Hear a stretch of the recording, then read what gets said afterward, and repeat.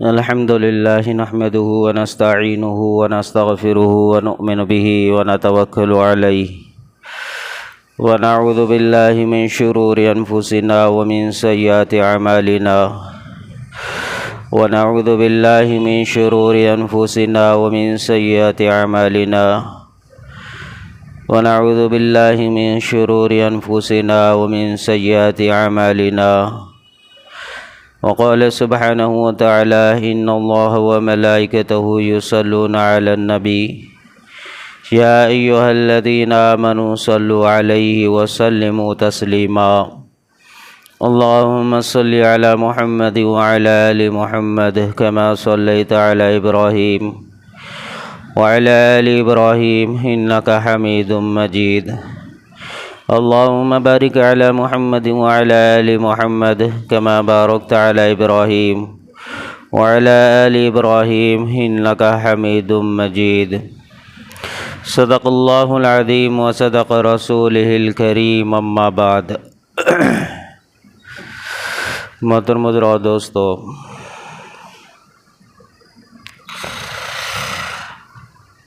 روئے زمین پر اللہ تبارک و تعالی نے انسانوں کی کامیابیوں کو اپنے دین کے ساتھ جوڑا ہے۔ کامیابیاں، عزتیں اور نفع اور دنیا کے اندر انسان اگر اپنی زندگی کو خوشحال جینا چاہتا ہے تو اس کا تعلق اور اس کی نسبت دین کے ساتھ ہے، اعمال کے ساتھ ہے، اور ناکامیابیوں کا تعلق بے دینی کے ساتھ ہے۔ بے دینی یہ انسان کو دونوں جہاں میں رسوا اور ذلیل و خوار کرنے کے لیے ہے۔ بے دینی ہوں گی تو یہ انسان دونوں جہاں کے لیے ذلیل ہے، اور دین یہ دونوں جہاں میں انسان کے لیے عزت اور دونوں جہاں میں اس کو کامیاب کرانے کے لیے۔ اگر انسان کا یقین اور انسان کا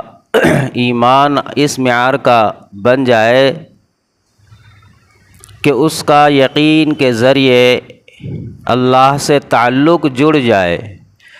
اور جب یقین اللہ پر آ جائے، تعلق اللہ سے ہو جائے، جب انسان اپنے معاملات کو اللہ کے سپرد کرنے والا بن جائے، اتنا یقین کہ ہر عمل اللہ کے سپرد کرنے کی انسان کے اندر ہر وقت نیت اور عزائم ہر عمل میں اگر یہ انسان کرتا رہے تو اس کا معاملہ جو اس نے اللہ کے ساتھ اپنا بنا لیا ہے، اور جو صلہ اس نے اللہ رب العالمین کے ساتھ اپنا جو تعلق، اپنی نسبت کو جو جوڑا ہے، اس کے بدولت پھر اللہ تبارک و تعالی مخلوق کے درمیان اللہ رب العالمین اس کے معاملات کو درست فرماتے ہیں۔ زمین پر مخلوق کے اندر انسان کے معاملات اس وقت تک درست نہیں ہوتے جب تک کہ یہ انسان اپنے آپ کو اللہ کے تابع نہ کر لے۔ انسان جب اپنے آپ کو اللہ کے تابع کرتا ہے اور ہر حکم میں یہ انسان اپنے آپ کو اللہ کے سامنے جھکا دیتا ہے، تو پھر یہ مخلوقات کے دلوں کو اللہ پاک اس کے لیے نیک صفت بنا دیتا ہے، اور مخلوقاتوں کے دلوں میں اس کے لیے رحم، اور مخلوق کے بیچ میں اس کے لیے اللہ پاک صلہ رحمی کو پیدا کرتا ہے کہ مخلوق اس کے ساتھ میں اچھائی اور خیر کے ساتھ ہر وقت لگی ہوئی رہتی ہے۔ اگر یہ انسان مخلوقات کے ساتھ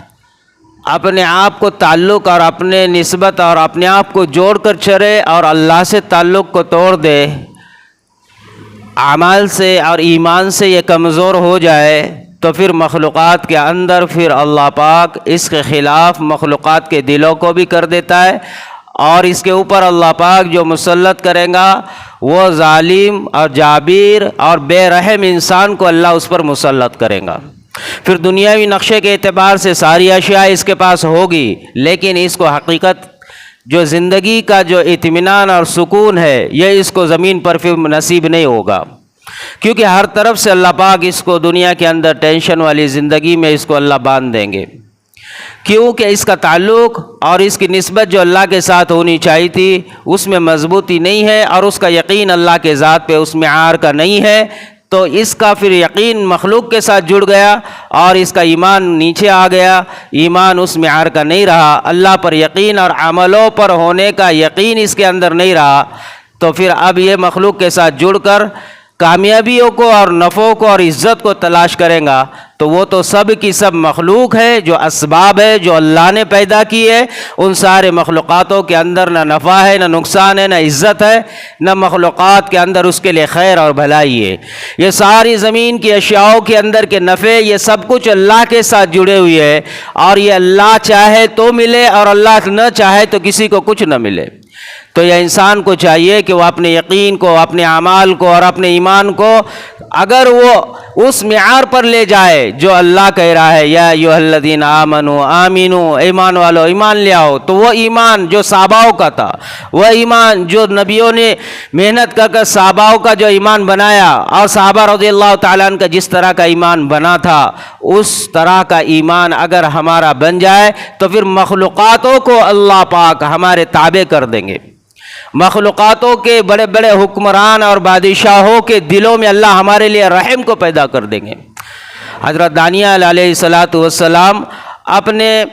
قوم کے حال کو دیکھ کر رونے لگ گئے، اور اتنا رونے لگ گئے اور افسوس کرنے لگ گئے کہ میرے امت اور میرے قوم کے اوپر اتنا ظالم اور جابر بادشاہ کیوں کر مسلط ہو گیا، اور وہ بخت نصر بادشاہ کو اللہ نے ان کی قوم کے اوپر مسلط کیا تھا، اور اس نے اتنا ظلم کیا کہ زمین تو زمین سمندر کے پانی کو تک خون سے رنگا دیا، اتنا ظلم کیا۔ حضرت دانیال علیہ السلام کہنے لگے الہ العالمین کہ یہ بادشاہ جو تو نے ہم پر، جو میرے قوم پر مسلط کیا ہے، اے اللہ اس کی کیا وجہ؟ تو اللہ تبارک و تعالیٰ نے فرمایا کہ اس کی وجہ یہ ہے، وحی ہوئی اللہ کی طرف سے اور اللہ نے نبی کو بتلایا، اس کی وجہ یہ ہے کہ ان لوگوں نے اپنے جان پر ظلم کیا ہے، ان لوگوں نے اپنی جان پر ظلم کیا ہے کہ انہوں نے خود سے مجھے ناراض کیا اور میرے خلاف زندگی گزاری اور میری نافرمانی کے ساتھ اپنے آپ کو چلایا،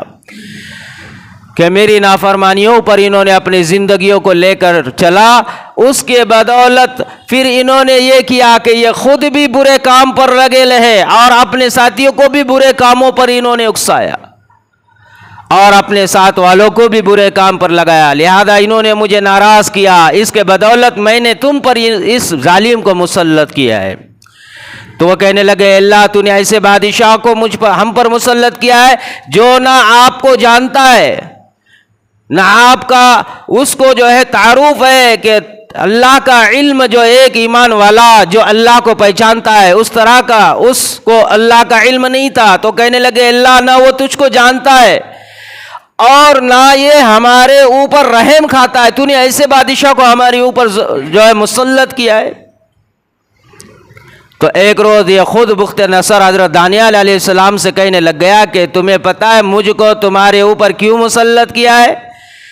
تو دانیال علیہ السلام کہنے لگ گئے اس کی وجہ یہ ہے، ایک تو وجہ ہے اور ایک میری قوم۔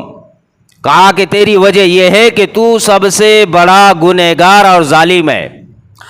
اور اس وجہ سے تو اللہ کو نہیں پہچانتا اور اللہ کا خوف اور ڈر تیرے دل میں نہیں ہے، اس لیے تو ظلم کر رہا ہے، لیکن تو جس پر ظلم کر رہا ہے ان کی ایک غلطی اور خطا ہے، اور ان کی خطا اور غلطی یہ ہے کہ انہوں نے اللہ کے دین کو چھوڑ دیا ہے، انہوں نے گناہوں سے اپنا تعلق اور اپنا رشتہ جوڑ دیا ہے، انہوں نے بھلائی اور خیر کے کام کو چھوڑ دیا ہے، انہوں نے نیکی کو اپنے سے دور کیا ہے، نہ خود نیکی کرتے ہیں نہ دوسروں کو نیکی کرنے کے لیے کہتے ہیں، لہذا اس وجہ سے ان کے اس گناہ پر اللہ نے تجھ کو ان پر مسلط کیا ہے۔ تو اللہ تبارک و تعالیٰ کا اصول ہے کہ جب گناہ گار انسان اپنی زندگی گناہوں سے پوری کی پوری لپیٹ کر اگر بندہ چلتا ہے اور پھر وہ برائیوں کو برائی نہیں سمجھتا اور گناہوں کو گناہ نہیں سمجھتا، اور جب حد سے زیادہ تجاوز کر جاتا ہے تو فرمایا کہ پھر اللہ تبارک و تعالیٰ اس کے دلوں میں فتنے اور فسادات کو پیدا کرتا ہے، اور پھر اس کے ذریعے زمین پر فتنے اور فسادات ہوتے ہیں،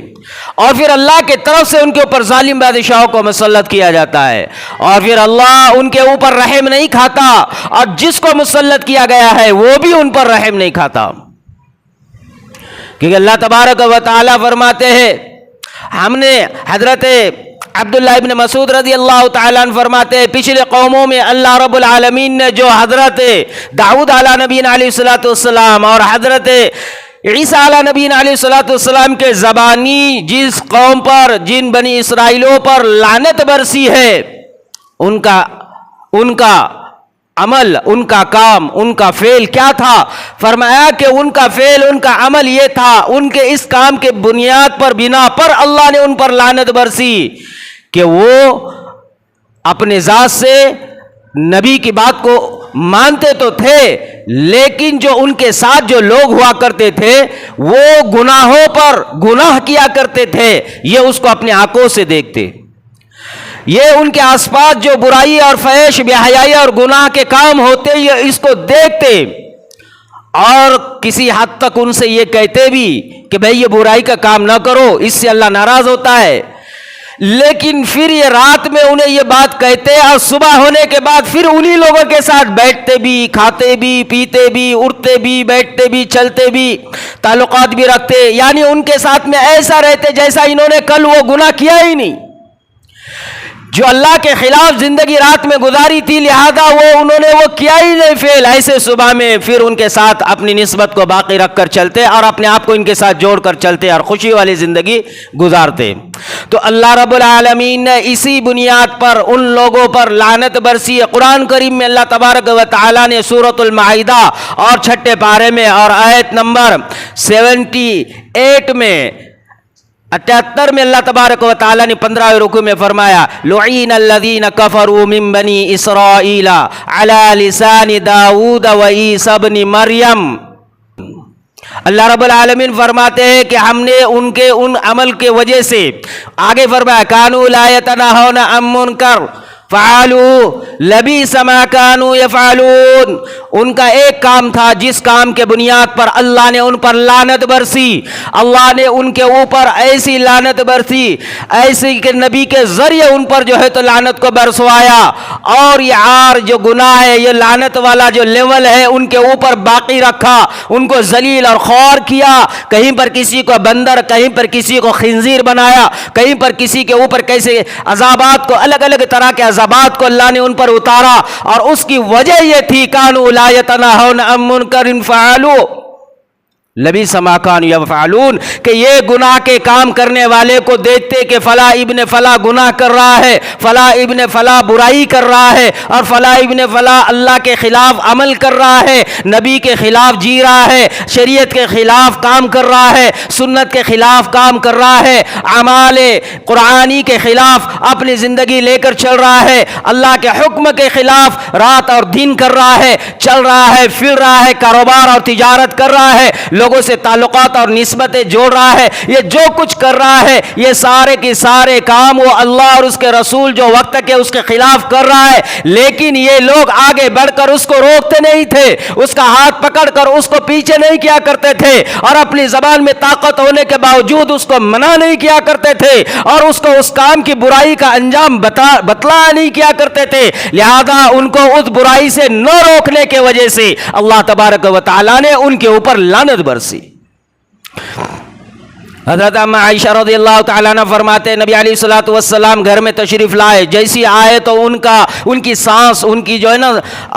سانس پھولنے لگ گئی، نبی علیہ السلام گھر میں آئے، اما عائشہ فرماتی ہے آنے کے بعد میرے پاس تھوڑے دیر کے لیے بھی بیٹھے نہیں، فوراً چلے گئے، وضو بنایا اور مسجد کے ممبر کے اوپر اپنے آپ کو لے کر گئے، ممبر پر سوار ہو گئے، لوگوں سے مخاطب ہو گئے، میں نے اپنے آپ کو، اپنے کان کو نبی علیہ الصلوۃ والسلام کی طرف لگوایا کہ کیا کہہ رہے ہیں، نبی علیہ الصلوۃ والسلام پریشان حال ہے، بات مجھ سے نہیں کی، اور وضو کیا، فوراً ممبر کے اوپر گئے، جب نبی علیہ الصلوۃ والسلام ممبر پر چڑھے اور لوگوں سے مخاطب ہو کر فرمایا کہ اے لوگوں دیکھو، تم اپنے آپ کے، اپنے ساتھیوں کے اور اپنے لوگوں کے ساتھ بھلائی کا کام کرو، تم لوگوں کے ساتھ خیر کا کام کرو کہ لوگوں کو خیر کی دعوت دو، بھلائی کی دعوت دو، امر بالمعروف اور نہی عن المنکر کرتے رہو۔ لہذا اگر تم نے یہ کام نہیں کیا تو عنقریب تمہارے ساتھ بھی وہی ہوگا جو بنی اسرائیل میں اللہ رب العالمین نے نبیوں کے زبانی ان کے اوپر لعنت برسی، اللہ تمہارے اوپر بھی لعنت کو برسائے گا۔ تم نے اگر اس کام کو چھوڑ دیا اور برائی سے اپنا نسبت اور تعلق جوڑ دیا اور اس کام کو تم نے سائٹ میں کر دیا اور لوگوں کو خطا اور غلطیوں اور گناہ والی زندگیوں سے نہیں روکا، لہذا اللہ تمہارے ساتھ بھی وہی کرے گا کہ ان کی طرح تمہارے اوپر اللہ لعنت برسے گا۔ اور پھر آگے فرمایا کہ جیسے ان کے اندر اللہ نے ان کے دلوں میں فتنوں کو اور فساد کو پیدا کیا اور جس سے وہ ان کے ذریعے فتنے اور فساد وجود میں آئے، کہیں ایسا نہ ہو کہ تم اس کام کو پیچھے کر دو اور تمہارے ذریعے بھی زمین پر فتنے اور فساد پیدا ہو جائے۔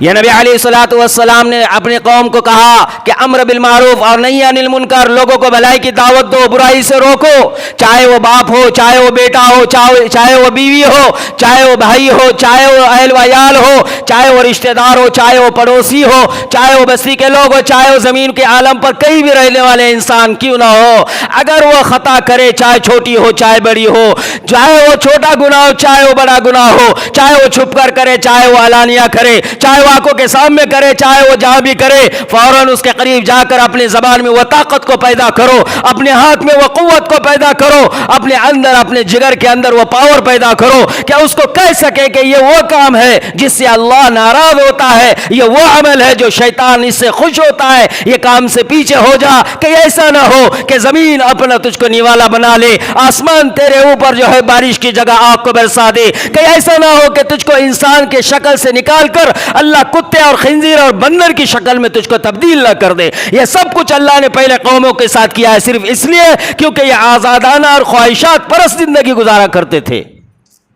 آج ہمارا بھی حال کچھ اس سے دور نہیں ہے اور ہم بھی کچھ اس سے جو ہے تو بعید نہیں ہے۔ آج ہمارا بھی یہی حال ہے، ہمارے گھروں میں میت ہو جائے تو ہمت نہیں ہے برائی خرافات سے روکنے کی، ہمارے پڑوس میں کوئی گناہ کرے تو ہمت نہیں ہے گناہ اور برائیوں سے انہیں روکنے کی، ہمارے ساتھ والا انسان بے نمازی ہے تو ہمت نہیں ہے اس کو نماز پر کھڑا کرنے کی، کوئی جھوٹ بولے تو طاقت نہیں ہے اس کو زبان سے جو ہے تو کہنے کی کہ یہ جھوٹ ہے تو نہ کہے، کوئی مالدار ہے تو مالدار کے قریب جا کر ہماری یہ طاقت نہیں ہے، ہمت نہیں ہے کہ اس کو یہ کہہ دے کہ فلاں ابن فلاں یہ نبی کا طریقہ نہیں ہے، یہ اللہ کا حکم نہیں ہے، صرف اس لیے کہ تعلقات ٹوٹ جائے گے، صرف اس لیے نہیں کہتے کہ رشتہ داریاں خراب ہو جائے گی۔ ہم نے دین کو مقدم کیا ہے ان لوگوں پر، لیکن میرے بھائیوں ہم نے ان کو مقدم کیا ہے دین کے اوپر۔ جب یہ کوئی امت دین کو لوگوں پر ترجیح دینے لگ جائے تو اس کی بات کچھ اور ہوتی ہے، لیکن کوئی لوگوں کو دین پر ترجیح دے، دنیا کو دین پر ترجیح دے اور اپنے رشتہ داری کو دین پر ترجیح دے، یعنی یہ دین سے اوپر یہ رشتہ داریوں کو رکھے، کاروبار کو رکھے، اپنے تعلقات کو رکھے، اپنے سارے دنیاوی چیزوں کو رکھے، ایسا بندہ خواہش پرست ہے، وہ بندہ حقیقت والا ایمان نہیں ہے۔ ایسا بندے کے بارے میں فرمایا ہے جب یہ بندہ کلمہ پڑھتا ہے لا الہ الا اللہ محمد رسول اللہ، اس کے کہتے ہی اس زبان سے کہنے والا بول جب اس کا نکلتا ہے فوراً فرشتہ سامنے آ کر کھڑا ہوتا ہے، وہی کلمہ اس کے منہ پر مار دیتا ہے اور کہتا ہے کہ تو جھوٹا ہے، تیرا کلمہ جو تو نے کہا یہ بھی جھوٹا ہے، کیونکہ تیرے سامنے جو کچھ ہو رہا تھا تو وہاں تو ان کے ساتھ ہاں جی کر رہا تھا، اور جب حالات آ جائے اور جب مسجد میں آئے تو کلمہ لا الہ الا اللہ کہہ رہا ہے، یہ کلمہ تیرا جھوٹا ہے۔ حضرت ارقم رضی اللہ تعالیٰ عنہ فرماتے ہیں کلمہ لا الہ الا اللہ کا حق ہے، اور حق اس کا یہ ہے کہ فرمایا کہ حرام کو حرام جانے، گناہ کو گناہ جانے اور حلال کو حلال کی شناخت کے ساتھ اس کو پہچانے، یہ کلمے کا حق ہے۔ ہم نے لوگوں کے گناہوں کو گناہ سمجھ لیا، لیکن روکنے کو اس کے دل کی ناراضگی اور اس کے تعلقات اور رشتے اور تعلقات کے ٹوٹنے کا ڈر سمجھ کر ہم نے کلمے کو وہاں پر کہنا گوارا نہیں کیا۔ ایسا ہمارا اتنا پکا کلمہ ہے ہمارا، ایسے ہم مسلمان ہیں۔ بیوی کو ہم متاثر نہیں کر سکتے اگر خرافات اور بدعات سے حقیقت والے سنت پر لانے کے لیے کہ بھائی ناراض ہو جائیں گی، پتہ نہیں گھر کے اندر کیا ہو جائے گا، مانتی نہیں سنتی نہیں کہہ کر ہم جو ہے تو ہم خود اپنے آپ کو گھر سے باہر نکالتے، یہ ہمارا ایمان۔ یہ تو اس کے ماتحت میں تھے، اختیارات تھے اس کو، یہ تو اس کے اوپر حاکم تھا. یہ اپنی یہاں پر بھی اگر یہ ہے اپنے آپ کو ان پر جو ہے دین کو رکھنے کے لیے مقدم نہ رکھے تو پھر یہ کہاں کس کے پاس جا کر دین کو رکھے گا؟ ایسا کلمہ ہمارا، اس لیے فرمایا صحابہ کا کلمہ وہ کلمہ تھا اور صحابہ نے ایمان وہ ایمان لے آیا تھا. حضرت خباب رضی اللہ تعالیٰ لوہار کا کام کیا کرتے تھے، تلواریں بنایا کرتے تھے. جب انہوں نے تلواریں بنائی، حضرت عاص بن وائل یہ خبیث یہ لعنتی یہ جو ہے تو آیا اور اس نے آ کر حضرت خباب سے کہا کہ مجھے یہ کچھ تلواریں جو ہے یہ دے دے، میں فلاں فلاں دن جو ہے اس کی رقم تجھ کو دے دوں گا. ادھر وہ جو ہے تو تلواروں کو لے کر چلا گیا. جو مقدار تھی، جو دن طے تھا، جو تاریخ تھی، اس پر حضرت خباب رضی اللہ تعالیٰ چلے گئے کہ مجھے وہ پیسے دے دے جو تو نے لیے ہیں، مجھ سے جو سامان لیا ہے اور اس سے جو وعدہ کیا ہے اس کی رقم آج ادا کرنے کا ہے، آج تو وہ مجھے لوٹا دے. تو کہنے لگا اچھا میں تجھ کو دے دوں گا، لیکن ایک شرط ہے، تو اسلام سے منہ موڑ لے، کلمے سے منہ موڑ لے، نبی علیہ الصلوۃ والسلام ان کا انکار کر دے. نبی علیہ السلام کا جو ہے تو اپنے زبان سے یہ اتنا کہہ دے کہ میں نبی علیہ الصلوۃ والسلام کو جھوٹا مانتا ہوں. نعوذ باللہ. وہ کہنے لگ گیا کہ تو کفر کر دے، کلمے کا انکار کر دے. وہ حضرت خباب رضی اللہ تعالیٰ محنت اور مزدوری کر کر اور آگ کے سامنے، بٹی کے سامنے خون اور اپنے پسینے کو ٹپکا کر جو محنت سے تلواریں بنائی، وہ تلواروں کی قیمت مارکیٹ کے اندر اعلیٰ درجے کی، وہ تلواروں کی قیمت کتنی ہوگی جو انہوں نے لے لیے تھے. اب وہ قیمت لینے گئے تو وہ کہنا یہ تھا صرف ہاں ٹھیک ہے میں اسلام کا انکار کرتا ہوں، کلمے کا انکار کرتا ہوں، نبی کا انکار کرتا ہوں. لیکن انہوں نے آگے بڑھ کر مسکرایا اور مسکرا کر کہا کہ عاص سن لے، تو مر جائے، تیری زندگی ختم ہو جائے، تو مر جائے، مر کر پھر تجھے میرا رب زندہ کر دے اور زندہ ہو کر پھر تو حاضر ہو جائے، تب بھی اگر تو مجھے کہے کہ نبی علیہ الصلوۃ والسلام کے خلاف اپنی زبان کو چلا اور کلمے کے خلاف تو بول اور کلمے کا انکار کر، تو یہ خباب کہتا ہے تو مر جائے، مر کر زندہ ہو جائے، یہ ممکن ہے، لیکن میں نبی علیہ السلام اور اسلام اور کلمے کا کفر اپنی زبان سے ہرگز نہیں کروں گا. تو کہنے لگا سوچ لے، تو کہنے لگا ہاں سوچ لیا. فرمایا اچھا میں تیری رقم پھر نہیں دوں گا. فرمایا تو جب زندہ ہو جائے تب تک تجھے مہلت ہے کہ تو جو ہے اتنا ناممکن والی چیز بتلا رہا ہے کہ تم زندہ بھی ہو جائے تب بھی میں جو ہے تو تیری بات کو نہیں مانوں گا. تو کہنے لگا اچھا پھر ٹھیک ہے، میں جب دوبارہ زندہ ہو جاؤں گا. تو سامنے سے کہنے لگ گیا میں جب دوبارہ، قرآن نے اس کو کہا، قرآن کریم میں سورۃ المریم میں، قرآن کریم میں سورۃ المریم کے اندر آیت نمبر 77، 78، 79، 80 میں اللہ تبارک و تعالیٰ نے فرمایا، یہ جو تھا عاص بن وائل یہ کہنے لگ گیا افرأیت الذی کفر بآیاتنا وقال لأوتین مالا وولدا اطلع الغیب ام اتخذ، کہ یہ اس وقت یہ کہنے لگ گیا، یہ اللہ کہہ رہا ہے دیکھو اس نے میرے آیت کا اور میرے قرآن کا انکار کر دیا، اور پھر یہ کیا کہنے لگ گیا مال و ولدا، ہاں مجھے جب زندہ کیا جائے گا تو مجھے اولاد بھی ملے گی، مال بھی ملے گا، سب کچھ ملے گا، اس وقت آپ آ جاؤ، میں تم کو پورا کا پورا تمہارا جرمانہ، تمہارا جو رقم بنتی ہے سب دے دوں گا، کیونکہ مجھے وہ سب کچھ ملے. اطلع الغیب ام اتخذ عند الرحمن عہدا، قرآن کہتا ہے اطلع الغیب، کیا اس کو غیب کا علم ہوا ہے کہ یہ دوبارہ زندہ کیا جائے گا، اس کو اولاد ملے گی، اس کو مال ملے گا، اور پھر یہ کہہ رہا ہے کہ میرے اولاد بھی ہوں گے، مال بھی ہوگا، میں اس میں سے تجھ کو تیرا حصہ دے دوں گا. اس وقت آنا، آج نہیں. آج تو کفر نہیں کرے گا، اسلام کا انکار، کلمے کا انکار نہیں کرے گا تو آج تجھے نہیں دوں گا. اس وقت آنا، پھر میں بھی اس وقت دوں گا جب مجھے دوبارہ زندہ کیا جائے گا اور مال بھی اور اولاد بھی ملیں گی. قرآن کہتے ہیں اطلع الغیب، کیا اس کو غیب کا علم ہے، ام اتخذ عند الرحمن عہدا، کیا اس نے اللہ کے ساتھ یا اللہ نے اس کے ساتھ کوئی عہد کیا ہے، کوئی اللہ نے اس کے ساتھ کوئی ڈیل کی ہے کہ تجھ کو زندہ کیا جائے گا. کلا، اللہ فرماتا ہے ہرگز نہیں. سنکتب ما یقول ونمد له من العذاب مدا. اب اللہ کہہ رہا ہے کہ ہرگز نہیں، یہ جو کچھ کہہ رہا ہے نا ہم اس کو لکھ رہے اور ہم اس کے اوپر ایسے عذاب کو مسلط کریں گے جو عذاب بڑھتے رہے گا. وَنَرِثُ مَا يَقُولُ وَيَأْتِينَا فَرْدًا، اور جب یہ قیامت کے دن، اور فرمایا کہ پھر یہ جو دنیا میں جو کہہ رہا ہے نا، اس کے مال، اس کے اولاد، ہم اس سے دنیا ہی میں اس سے چھین لیں گے. فردا، جب ہمارے سامنے آئے گا تو اکیلا آ کر کھڑا ہو جائے گا،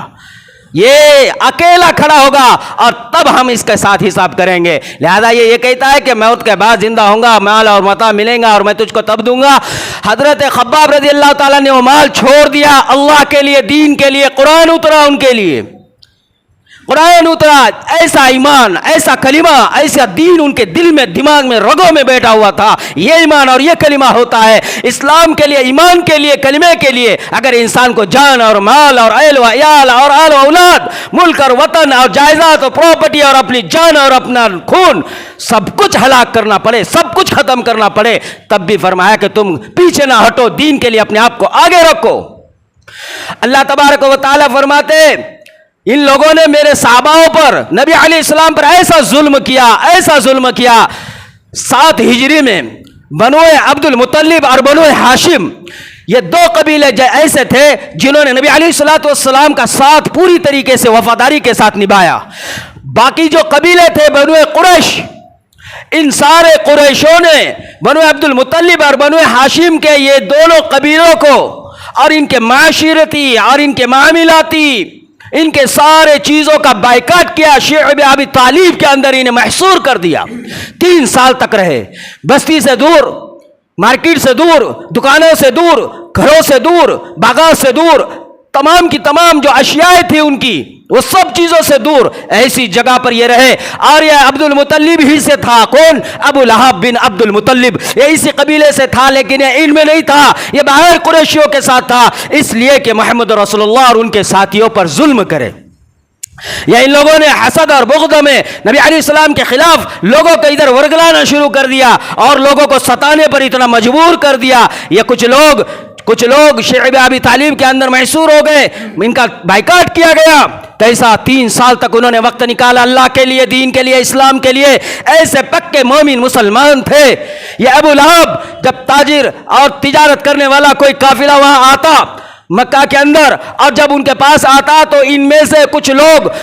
دوڑتے جاتے، کیونکہ ان کے پاس کھانے کی کوئی اشیاء نہیں تھی، مال و متاع بھی کچھ نہیں تھا، سوکھے پتے کھا کھا کر اپنی زندگیوں کو گزار رہے تھے. نبی علیہ السلام خود اس میں، نبی علیہ السلام کے اولاد وہاں. کیسے 3 سال انہوں نے بائیکاٹ کے دن نکالے. جب کسی کے پاس کچھ ہوتا وہ دوڑتے ہوئے جاتا کہ کوئی قافلہ آیا ہے جس کے پاس گندم ہے، جس کے پاس اناج ہے، جائے اور اس سے خرید کر لائے، کیونکہ مارکیٹ میں جانے کی اجازت نہیں، لوگوں سے مانگنے کی اجازت نہیں، لوگوں سے بات کرنے کی اجازت نہیں. لوگوں کے ساتھ سارے لوگوں نے تعلقات کو توڑا، بائیکاٹ کر کر دونوں کو، ان کو الگ کر دیا، 2 قبیلوں کو، سارے چیزوں سے انہیں مکہ کے محروم کر دیا. ایسی حالت میں قافلہ آئے تو کیا دل کے اندر ان کی خوشی ہوتی ہوں گی، بلکتے ہوئے بچے، بھوکی عورتیں، ان کے لیے کچھ اناج کا انتظام ہو جائے.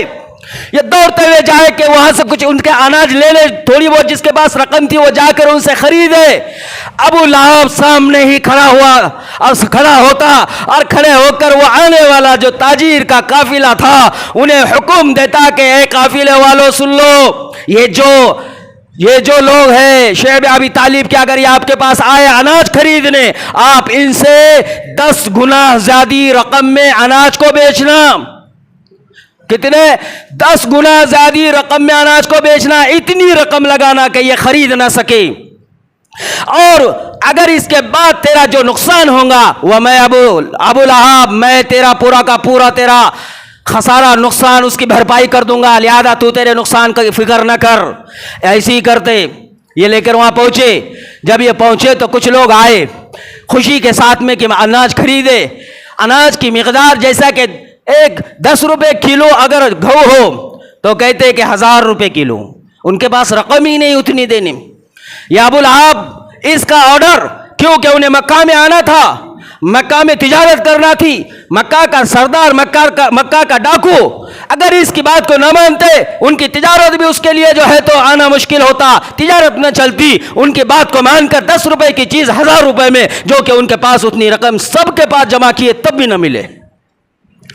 ایسی اب یہ جو ہے ایک صحابی آئے روتے ہوئے پیالہ لے کر اور کہا کہ مجھے گندم دے دو، مجھے اناج دے دو. وہ کہنے لگے 1000 روپے کلو ہے،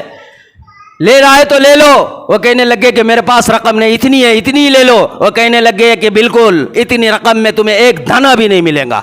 ابو لہب وہاں دیکھ کر کہے لگا رہا ہے، مسکرا رہا ہے. یہاں سے یہ صحابی روتے ہوئے بلکتے ہوئے اپنی بیوی اور اپنے بچے اور اپنے اہل و عیال کے پاس خود روتے ہوئے چلے گئے. کیسے دن ہو گئے وہ جو دین کے لیے، اسلام کے لیے اور کلمے کے لیے انہوں نے یہ گوارا کیا کہ خود بھوکے رہے، اہل و عیال بھوکے رہے، ان کے اوپر ہوتا ہوا ظلم برداشت کرے، لیکن اسلام اور ایمان سے اپنے آپ کو نہ پھیرے. آخر انہوں نے ان سے اسلام کو نہیں پھیرا، اپنے آپ کو نہیں موڑا. یہاں پر ابو لہب نے وہ جو کچھ قافلہ تھا انہوں نے جب نہیں خریدی کیا، آگے جا کر جو مارکیٹ کا ریٹ تھا اس ریٹ میں پورا کا پورا مال ان سے خرید لیا. یہ ابو لہب ایسی پلاننگ، ایسی اذیتیں، ایسی سازشیں کرنے والے لوگ اسلام کے خلاف کرنے والوں نے کیا. لیکن سامنے کون تھے؟ پہاڑ جیسے ایمان والے، کلمہ لا الہ الا اللہ پڑھنے والے. ہماری طرح نہیں، ہمارا کلمہ کچھ اور ہے، ہم مسلمانی کچھ اور ہے، ہماری زبان کچھ اور ہے، ہمارا ایمانی کچھ اور ہے، ہمارے دل و دماغ میں خیال کچھ اور ہے، ہم جیتے کچھ اور ہے، ہم کہتے کچھ اور کرتے کچھ اور ہے. ہمارا حقیقت والا کلمہ ہے یا نہیں ہے یہ کسی کو کہنے کی، پوچھنے کی ضرورت نہیں ہے. خود ہی اپنے آپ سے کہے، صبح سے شام تک کے زندگی کا محاسبہ کر لے، سنت پر ہے یا نیکیوں پر ہے، عبادت پر ہے یا بدعت پر ہے، گناہوں پر ہے یا اعمال پر ہے، دنوں کی 5 وقت کی نماز اپنے وقت پر ہے یا قرآن مجھے پڑھنے آتا ہے، اللہ کی راہ میں میرا وقت لگتا ہے، میں دین سیکھتا ہوں، دین آتا ہے مجھے، میری اولاد کو کلمے آتے ہیں، میری اولاد دین پر ہے، میری اولاد کا کیا مذہب ہے، کیا عقیدہ ہے، میری اولاد کس کو نبی مانتی ہے، میری اولاد کا آخرت کے معاملے میں کیا یقین ہے، کیا گمان ہے، میری اولاد کو پتہ ہے کہ آخری نبی کون ہے، میری اولاد کو پتہ ہے کہ حضرت عیسیٰ علیہ السلام کب آئیں گے، میری اولاد کو پتہ ہے کہ حضرت مہدی رضی اللہ تعالیٰ عنہ کب آئیں گے، میرے اولاد کو پتہ ہے کہ اسلام کا آخری دن جب ہوگا اس وقت قیامت آئے گی، اور قیامت جب آئیں گی تو کیا منظر ہوگا، اس وقت حضرت عیسیٰ علیہ السلام آئیں گے، مہدی علیہ السلام کہاں آئیں گے، مجھے پتا ہے، میری اولاد کو پتا ہے. آج لوگ زمین کے اوپر دعوے کر رہے مہدی علیہ السلام آ گئے، ہماری قوم کی نسل اس کے پیچھے ہے، ہاں آ گئے، ہم بھی مان لیتے، مرتد ہو رہے. انہیں یہ تک پتا نہیں کہ مہدی علیہ السلام کہاں ہے، مہدی رضی اللہ تعالیٰ کہاں آئیں گے، کون ہے اور کیسے، ہمیں بھی نہیں پتا ہے. مہدی رضی اللہ تعالیٰ عنہ حضرت فاطمہ رضی اللہ تعالیٰ عنہ کے نسل سے آئیں گے، کعبۃ اللہ میں وہ ظاہر ہو جائیں گے، ان کا نام محمد ہوگا، ان کے ابا کا نام عبداللہ ہوگا. حضرت فاطمہ کی نسل سے آئیں گے، سید خاندان سے ہو گئے. آج کا ایک ہندوستانی انسان آج وہ یہ کہتا ہے میں مہدی ہوں، لوگ مان رہے ہیں، لوگ اس کے پیچھے چل رہے ہیں، مرتد ہو رہے، اسلام سے خارج ہو رہے. بڑے بڑے ڈالیاں والے، کلیمے والے، نمازی والے، جھبے والے، مسلمان کے گھر میں، مسلمان کے گھرانے میں رہنے والے ایسے لوگ ہمارے پونا شہر میں یہ ہو رہا ہے. ہماری نسلیں گمراہ، ہم گمراہ ہو رہے. ہم نے ہماری نسلوں کا حوالے کر دیا کالجوں کے، ہم نے ہماری نسلوں کا حوالے کر دیا جو ہے ٹیوشنوں کے، ہم نے ہماری نسلوں کا حوالے کر دیا، لوگوں کے حوالے کر دیا. ہم دن بھر ہم نے اپنے آپ کو کام کے حوالے کر دیا، اور گھر کی مستورات میں دن بھر اپنے آپ کو کھان پان اور گھر کی دیکھ ریکھ میں اس کے حوالے کر دیا. ہم نے ایمان کی فکر گھر میں کسی نے کسی کی نہیں کی، نہ ماں باپ نے اولاد کی، نہ اولاد نے اپنے ماں باپ کی، نہ ماں نے بچے سے پوچھا، نہ بچے کو ماں باپ کا جو ہے تو کوئی ڈر اور خوف ہے. ایسے آزاد ہم ہیں. اگر ابھی حالات اور پریشانیاں اور مصیبت آ جائے اور اس سے نکلنے کے لیے صرف 1000 روپے رکھ دیے جائے اور صرف ایک کلمہ جو نعرہ جو آج باطل طاقتیں جگہ جگہ پر لگا کر کہہ رہی ہے کہ یہ کہو، ہم وہ کہنے کے لیے تیار ہو جائیں گے. کیوں نہیں ہوگے؟ ہم نے اپنے آنکھوں سے دیکھا ایسے ہمارے بستی میں لوگ ہیں، ابھی جو پتلے بٹائے گئے تھے اس کے سامنے مسلمان ناچ رہے تھے.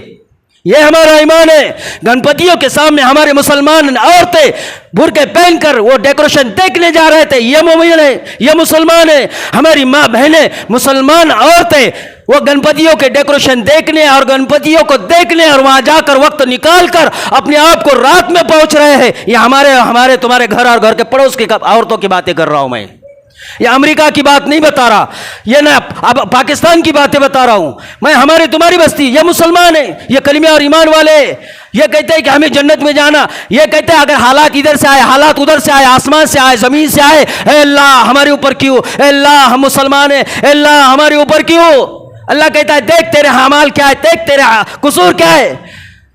حضرت یوشع بن نون اللہ نے ان کو وحی کی اور کہا ہم تیرے 40,000 نیک لوگ اور 60,000 گناہگار لوگ ایک ساتھ سب کو قتل کر دیں گے، سب کو زمین میں ڈھسا دیں گے، سب کو موت دے دیں گے، سب کو ہلاک کر دیں گے۔ حضرت یوشع بن نون کہنے لگے یا اللہ ٹھیک ہے 60,000 لوگ گنہگار میں مانتا یہ گنہگار، اس لیے ان کو سزا، یہ 40,000 نیک لوگ انہیں کیوں سزا دی جا رہی ہے؟ تو عادل ہے، تو حاکم ہے، تو اللہ انصاف کرنے والا ہے، تو رب ہے رحم کرنے والا ہے، یہ 40,000 ان کو کیوں سزا؟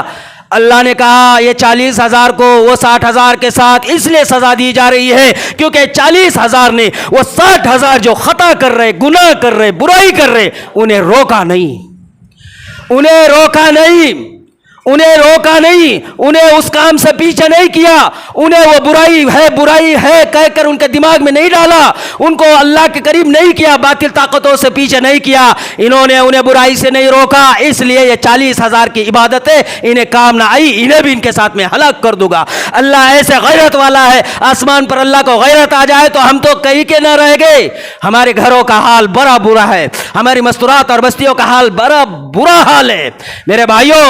حقیقت والے مسلمان صحابہ کے دور جیسے ہوتے ہیں، اس لیے میرے بھائیوں ہمیں چاہیے ہم اللہ کے راہ میں کچھ سیکھے، دین سیکھے۔ اللہ کے راہ میں یوں ہی نہیں کہتے نکلو نکلو، کس لیے کہا جاتا ہے؟ ہم جو ہے نا دعویٰ کر رہے ہیں ہم مسلمان ہیں، اس کی پہچان کرانے کہ مسلمان تو قرآن والا ہوتا ہے۔ تجھے آتا ہے قرآن؟ آتا ہے؟ نہیں آتا تو پھر مسلمان کیسے؟ ایک غیر آدمی اذان ہو رہی ہے سامنے سے جا رہا ہے، ایک غیر آدمی نافرمان مشرک کافر آدمی اذان ہو رہی ہے مسجد کے سامنے سے جا رہا ہے، مسجد کی طرف دیکھتے ہوئے جا رہا ہے، ایک غیر آدمی ایک مشرک آدمی مسجد میں لوگ آ رہے ہیں اور سامنے سے جا رہا ہے،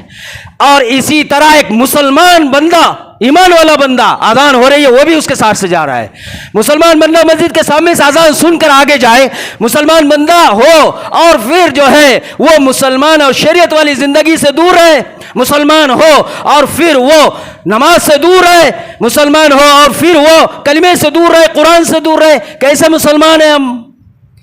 میرے بھائیوں بڑا افسوس ہے، بڑا افسوس ہے، ہمیں پتہ ہی نہیں، ہم سمجھتے صرف جمعہ نماز پڑھنے کو مسلمان کہتے، ہے ہی نہیں ایسے مسلمان۔ پکے مسلمان بن جاؤ، کلمے والے بن جاؤ، حالات آئے، آسمان ٹوٹے، زمین پھٹے، لوگ آئے جسم کو کاٹ دے، جسم کو جلا دے۔ اللہ کے حدیث نبی علیہ السلام نے فرمایا کہ تمہیں سولی پر چڑھا دیا، آگ میں جلا دیا جائے، تب بھی اللہ کے ساتھ کسی کو شریک نہ کرو۔ ابھی تو گھر میں کھا پی کر قورمے اور جو ہے تو گھر سے پتہ نہیں کیا کیا کھا کر ہماری عورتیں وہ ڈیکوریشن، آج بھی یہ دیوی جو بیٹھی ہے نا ان لوگوں کی، یہ رات کی باتیں بتا رہا ہوں میں آپ کو۔ مسلمان کی عورتیں مست ٹیکے دیکھ کر کھڑے ہو کر وہ جھوم رہے ناچ رہے اور یہ کھڑے ہو کر کہے لگا رہی ہے، بڑے افسوس کی بات ہے۔ بڑے کیوں نہ پھر ایسے حالات آنے تھے؟ اللہ کے رسول نے فرمایا جب اللہ کسی ظالم کو تمہارے گناہوں کی وجہ سے تم پر مسلط کرتا ہے سب سے پہلے اس کے دل سے تمہارا رحم نکال دیتا ہے، تمہارا رحم ہی نکل جاتا ہے اس کے دل سے، اللہ اس کے اندر رحم دلی کو ختم کر دیتا ہے۔ آج جو ہو رہا ہے وہی ہو رہا ہے، ان کے سامنے والوں کے دلوں میں ہمارے لیے کوئی رحم نہیں ہے۔ تو میرے بھائیو اللہ سے دعا ہے اللہ ہمیں صحیح سمجھ کی توفیق عطا فرمائے، ہماری نسلوں کو اللہ کے راہ میں نکل کر دین سیکھنے کی توفیق عطا فرمائے، مکاتب میں مدارسوں میں نکل کر ہمیں ہماری اولاد کو ہماری مستوراتوں کو دین سیکھنے اور سمجھنے کی توفیق عطا فرمائے۔ وآخر دعوانا الحمدللہ رب العالمین، استغفر اللہ من کل ذنب واتوب الیہ۔